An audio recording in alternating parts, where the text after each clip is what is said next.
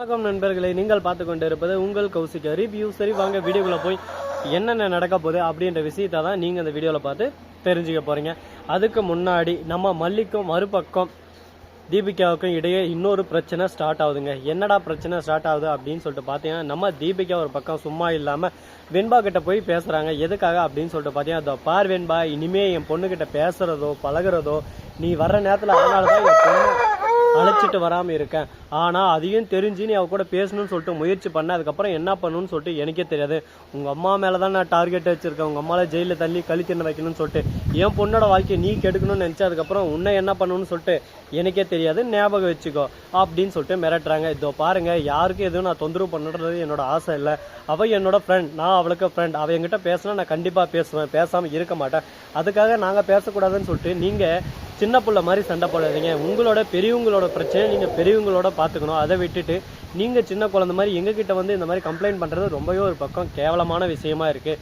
இதை புரிஞ்சுக்கிட்டா நல்லது, புரியலனா அதுக்கு மேலே நான் என்ன சொல்ல முடியும் சொல்லுங்கள் பார்க்கலாம் அப்படின்னு சொல்லிட்டு சொன்னதான், ஓஹோ அந்த அளவுக்கு ஆளாயிட்டேன், பேசுகிற பேசு பேசு பேசு, நீ எந்த அளவுக்கு பேசுகிற அந்த அளவுக்கு உனக்கு தான் தேவையில்லாத ரிஸ்க்கு. இதோ பார்வேன்பா, அவ்வளோதான் உனக்கு அப்படின்னு சொல்லிட்டு மிரட்டின்னு இருக்காங்க. அந்த சமயத்தில் கரெக்டாக நம்ம மல்லியும் வந்துடுறாங்க. மல்லி வந்து, சின்ன குழந்தைகிட்ட எப்படி பேசணும் என்ன பேசணும்னு உங்களுக்கு தெரியாதா? யாரும் உங்களுக்கு சொல்லித்தரலையா?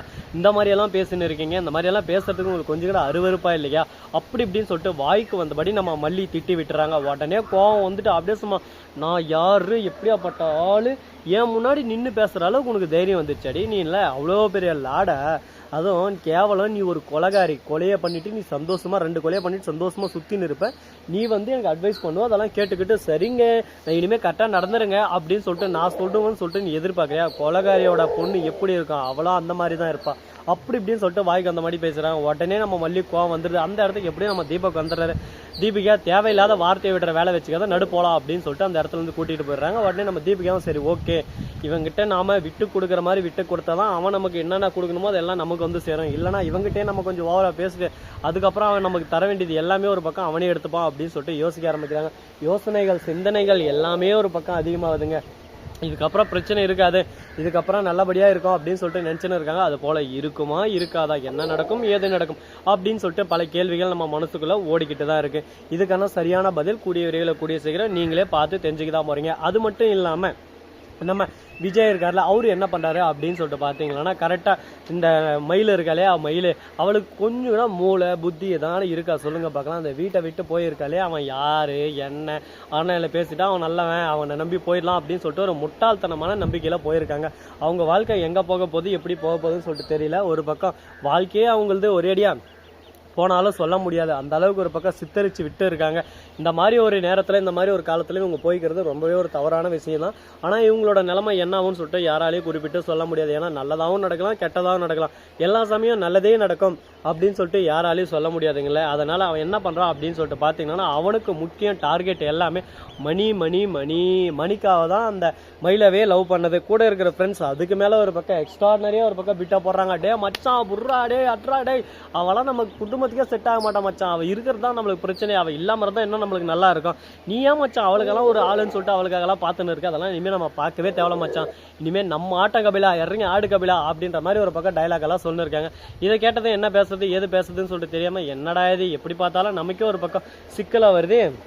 இந்த சிக்கல் வந்து நம்ம எப்படி தப்பிக்க போகிறோம்னு சொல்லிட்டு தெரியலையே இப்போ கடவுளே அப்படின்னு சொல்லிட்டு ஃபீல் பண்ணிட்டு இருக்காங்க. இந்த ஒரு சமயத்தில் இவங்க ஜெயிச்சு வெளியே வருவாங்களா வரமாட்டாங்களா, இது நல்லபடியாக நடக்குமா நடக்காதா அப்படின்னு சொல்லிட்டு பல சந்தேகங்கள் நம்ம மனசுக்குள்ளே ஓடிக்கிட்டு தான் இருக்கும். பாப்போம், அதுக்கான நேரம் காலம் வரும், அதுக்கேற்ற மாதிரி எல்லாமே மாற்றி அமையும் அப்படின்னு சொல்லிட்டு இருக்காங்க. என்னென்ன நடக்க போகுதுன்னு சொல்லிட்டு பொறுத்து வந்து பார்த்தா தெரிய போகுது. அது மட்டும் இல்லாமல் நம்ம தலைவன் கதிரேசன் இருக்காருல, அவர் வந்து விஜய்க்கு ஃபோன் பண்ணுறாரு. எங்கே விஜய்னு சொல்லிட்டு கேட்குறேன். இங்கே தான் இப்படி வந்திருக்கேன், உன் கம்பெனி இதில் வந்து நிறைய சீக்ரெட்ஸ் எல்லாமே வெளியே போயிட்டு இருக்கு, இது எல்லாமே எனக்கு அப்பப்போ அப்டேட் ஆகிருக்கு. அது மட்டும் இல்லாமல் இது எல்லாத்துக்கும் நாகுதான் அப்படின்ற மாதிரி ஒரு பேர் அடிப்படுது, கொஞ்சம் பார்த்து இருந்துக்கும் அந்த நாகுகிட்ட அப்படின்னு சொல்லிட்டு சொல்ல, நீங்கள் அட்வைஸ் பண்ணதுக்கு ரொம்ப நன்றி. ஏன்னா யார் எப்படி என்ன எல்லாமே எனக்கு தெரியும், நான் சின்ன குழந்தைல அதை ஃபஸ்ட்டு புரிஞ்சுக்கோங்க அப்படின்னு சொல்லிட்டு சொல்ல, உடனே சரி ஓகே நீ பேசிட்ட, நான் கேட்க வேண்டிய இடத்துல இருக்கேன், நான் கேட்டுதான் ஆகணும், வேற வழி இல்லை அப்படின்னு சொல்லிட்டு ஒரு பக்கம் கேட்டுன்னு இருக்காங்க.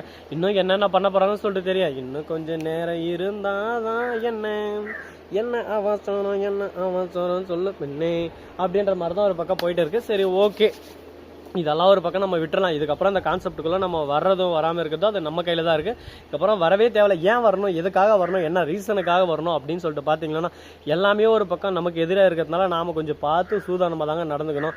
இப்படி நடந்தணுமோ அப்படி நடந்தணுமோ சொல்லிட்டு நம்ம பயத்திலே இருந்தால் கண்டிப்பாக அந்த பயம் நம்மளை கொன்றும். அதனால் எந்த ஒரு விஷயத்தையும் செய்யறதுக்கு முன்னாடி 10 தடவைக்கு 20 தடவை யோசிச்சு சிந்திச்சு செய்கிறான் பார்த்தியா, அவன் கண்டிப்பாக அவன் வாழ்க்கையில் கோல் அடிப்பான். இல்லை ஏதோ ஒன்று என்னதானு செஞ்சிடறான் பார்த்தியா, அவன் ஒன்றுமே பண்ண முடியாது. அந்த மாதிரி ஒரு சூழல் தான் தள்ளப்பட்டிருக்காங்க. சரி பார்ப்போம் இன்னும் என்னென்ன பண்ண போகிறாங்க, ஏது பண்ண போகிறாங்கன்னு சொல்லிட்டு. சரி போனதெல்லாம் போயிடுச்சு. இதுக்கப்புறம் இதை பற்றி பேசி ஒன்றும் நடக்க போகிறதில்ல. இதுக்கப்புறம் உங்களுக்கு இன்னொரு இன்ட்ரெஸ்டிங்கான விஷயம் சொல்ல போகிறேங்க. அப்படி என்னடா இன்ட்ரெஸ்டிங்கான விஷயம் சொல்ல போகிறேன், அப்படி என்னடா நடந்துச்சு அப்படின்னு சொல்லிட்டு பார்த்தீங்கன்னா அது வேறு எதுவும் இல்லைங்க. நம்ம தலைவன் விஜய் இருக்கார்ல, அவர் இருந்துன்னு ஒரு பக்கம் மல்லிகிட்ட பேசினிருக்காரு. எனக்கு என்னமோ மயில் மேலே சந்தேகமாக இருக்குது. மயில் எங்கே போகிறா என்ன பண்ணுறான் அப்படின்னு சொல்லிட்டு கொஞ்சம் விசாரி, அவள் ஃப்ரெண்டு வீட்டுக்கு தான் போயிருக்கலாம் அப்படின்னு சொல்லிட்டு கன்ஃபார்மாக அவனுக்கு தெரியுமான்னு சொல்லிட்டு கேட்குறாங்க. தெரியும்னு சொல்லிட்டு சொல்ல உடனே சரி ஓகேன்னு சொல்லிட்டு மௌனமாகறாங்க. அவங்க ஃப்ரெண்டு எல்லாரும் சேர்ந்து தான் மயிலுக்கிட்ட அந்த மாதிரி ட்ராமா போட்டுக்கிற விஷயம் தெரிய வருது. ஐயோ இதெல்லாம் ரொம்ப பிரச்சனையான விஷயமாடா, இப்போ என்னடா பண்ண போகிறாங்க அப்படின்னு சொல்லிட்டு பார்த்தீங்கன்னா என்னதான் நடக்கும் நடக்கட்டுமே அப்படின்னு சொல்லிட்டு பாட்டை பாடின ஒரு பக்கம் நாமளும் அதை விட்டுட்டு அடுத்த வேலையை பார்க்க வேண்டியது தான். இந்த வீடியோ உங்களுக்கு பிடிச்சிருந்தா லைக் பண்ணுங்கள், கமெண்ட் பண்ணுங்கள், ஷேர் பண்ணுங்கள், டிண்டிங் மேலே தட்டி விட்டு போங்க. அப்போ தான் நாம் போகிற அடுத்தடுத்த வீடியோ உங்களுக்கு உடனுக்குடன் நோட்டிஃபிகேஷனில் வந்து கொண்டே இருக்கும். மிக்க நன்றி. தேங்க்ஸ் ஃபார் வாட்சிங். Tata, see you. நன்றி, வணக்கம், வந்தனம், வருக தருக.